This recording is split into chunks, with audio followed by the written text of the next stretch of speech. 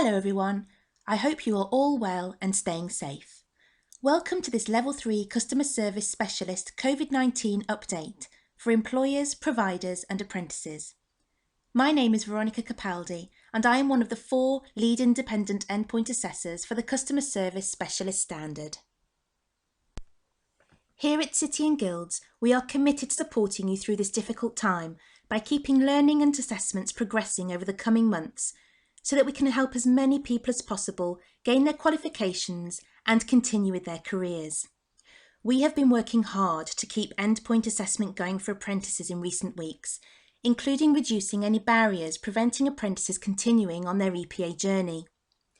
To ensure continuity for apprentices currently on this standard, we have applied to Ofqual and IfATE for a dispensation for the practical observation, the component that requires a face-to-face assessment with the apprentice. We are delighted to confirm that the dispensation has been granted for this standard and the observation will be replaced with a witness testimony supported by a witness testimony Q&A assessment.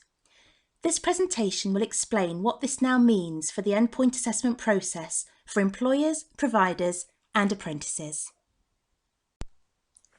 We have a dedicated COVID-19 EPA FAQ page that includes support for customers and learners to adapt and progress in these challenging times. This can be accessed by visiting the link on this slide. Now let's look at what will be covered within this presentation. This presentation will review the Level 3 Customer Service Specialist Endpoint Assessment, the gateway requirements and booking an endpoint assessment, the witness requirements, the knowledge, skills and behaviours covered by the practical observation, completing the employer witness testimony to confirm competency, preparing the apprentice for witness testimony Q&A assessment, resits, and further information and support. We have also provided a guidance document to support the witness with the completion of the witness testimony, which is referred to throughout this presentation.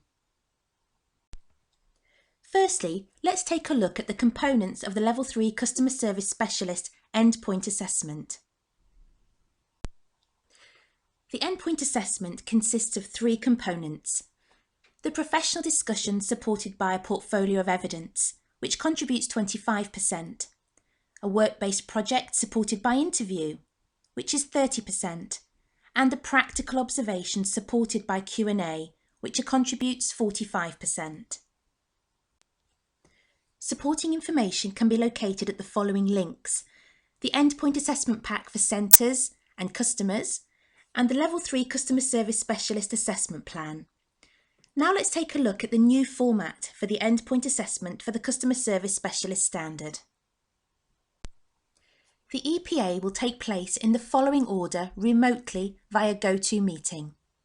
Firstly, the witness testimony Q&A, which will be a maximum of 30 minutes, followed by the professional discussion, which will be a maximum of 1 hour, followed by the work-based project interview, which is also a maximum of 1 hour. The apprentice will be offered the opportunity to take a short break in between the professional discussion and the work-based project interview. Our dedicated endpoint assessment team will support you with the booking via the normal channels. The following documentation must be submitted to the portal a minimum of 2 weeks prior to the EPA date. It would be preferable if these could be submitted earlier if possible. The witness testimony recording form, portfolio of evidence, and the work-based project report. Please refer to the Endpoint Assessment Pack for centres and customers for guidance on the work-based project proposals and timelines. So let's now look at the revised format of the endpoint assessment for the Level 3 Customer Service Specialist. The practical observation will be replaced with an employer witness testimony to confirm competency against the areas of the standard that are currently covered by the practical observation. This will be completed by a relevant witness.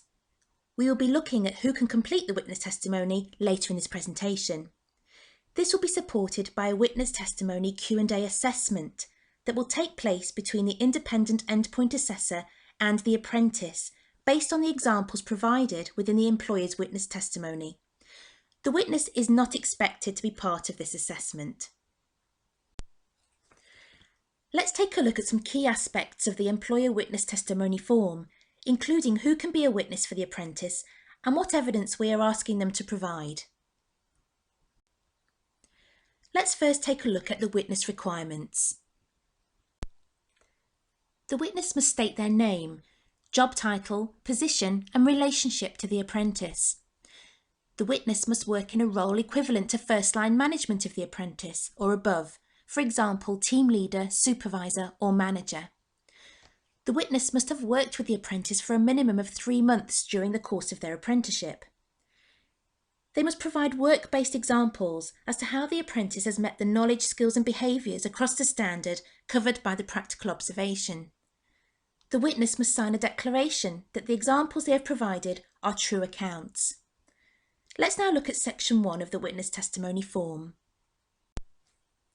In Section 1 of the form, the witness will be completing all of their relevant information: their name, job title and position, and their relationship to the apprentice. Now let's look at the main body of the recording form and the information the witness is required to provide. The witness must ensure that each module includes 2 approximately dated examples of how the apprentice has demonstrated practical competency against the standard. The exception to this is for the PASS criteria for knowing your customers and their needs, Customer Insight, OB2, which requires 3 examples. The witness testimony can be in an audio or written format. It provides the opportunity for examples to map holistically across multiple modules from the standard. There are no word count requirements or restrictions, but the focus of the witness testimony should be to cover the relevant knowledge, skills and behaviours with quality examples of competence. We do not expect pages and pages, but please do refer to the example that is on the guidance document to support you with this. Let's take a look at the knowledge, skills and behaviours that are covered by the practical observation and what we are asking the witness to capture in their examples. The practical observation would normally enable the apprentice to evidence their knowledge, skills and behaviours from across the standard to demonstrate genuine and demanding work objectives. Firstly, the knowledge element: knowing your customers and their needs and customer insight, customer service culture and environment awareness. The examples must include evidence of skills, business-focused service delivery, providing a positive customer experience, and customer service performance. And finally, the behaviours: ownership and responsibility, team working, equality, and presentation. The knowledge, skills and behaviours are summarised for you in the practical observation grade descriptors table, which has been included in the guidance document and can also be located in the EPA pack for centres that can be accessed through the links shown earlier in the presentation. Let's now look at how the witness is expected to provide the work-based examples that capture those knowledge, skills and behaviours. Here is an example of what the witness will be asked to provide for the first module, Knowing Your Customers and Their Needs and Customer Insight. For this module, the witness will be asked to provide 3 approximately dated examples of how the apprentice has demonstrated practical competency against the standard, as the PASS criteria requires the apprentice to demonstrate the ability to assess 3 different customer types. And by types, we mean customers who have varying needs. Other modules require 2 examples. In each case, these need to be dated approximately by the month and the year that it occurred, rather than a specific date. Please remember the witness testimony can be submitted in an audio format. Guidance has been provided as to how the witness is to record the audio testimony within the guidance document, and we shall also be looking at this later in the presentation. Here is an example of how the witness has recorded one of the 3 examples required for OB2, Knowing Your Customers and Their Needs and Customer Insight. As you can see, the example includes details of how the apprentice practically demonstrated the skills and behaviour for the PASS criteria for this module. The example has also been cross-referenced and mapped to other areas of the standard. The witness should consider if the example they have provided holistically covers any other criteria from the other modules. As you can see, the witness has recorded that they believe this example also covers some of the PASS criteria from business-focused delivery and providing a positive customer experience. Here we have another example from the Business Focused Service Delivery module. You will see both the pass and distinction criteria have been listed to allow the witness to provide examples that encompass both the pass and distinction criteria where possible. This is the format for each of the modules where a distinction criterion is included. Let's now look at the requirements if the witness testimony has been provided in an audio format. When providing an audio witness testimony, the witness must ensure the recording includes the date, witness's name, position and relationship to the apprentice at the start of the recording, a clear indication of the module that the example is referring to, the example is clearly time-stamped within the relevant module, and the example is cross-referenced to other modules where appropriate using the cross-referencing box. Here we have an example of how the witness has recorded the examples for providing a positive customer experience. They have made a clear indication of the module that their example is referring to.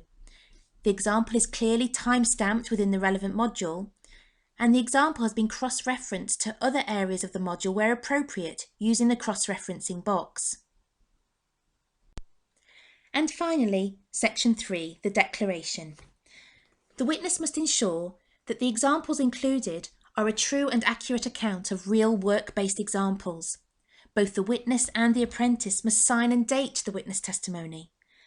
And the witness must ensure that the apprentice has been involved with the process of compiling the examples and that they are familiar with them, as this is a key part of preparing them for the questions and answers assessment, which is what we will look at next. Let's now look at how the apprentice can be supported in preparing for the questions and answers assessment. The apprentice should be involved in the compilation of the examples, and they should be familiar with the selection that have been included.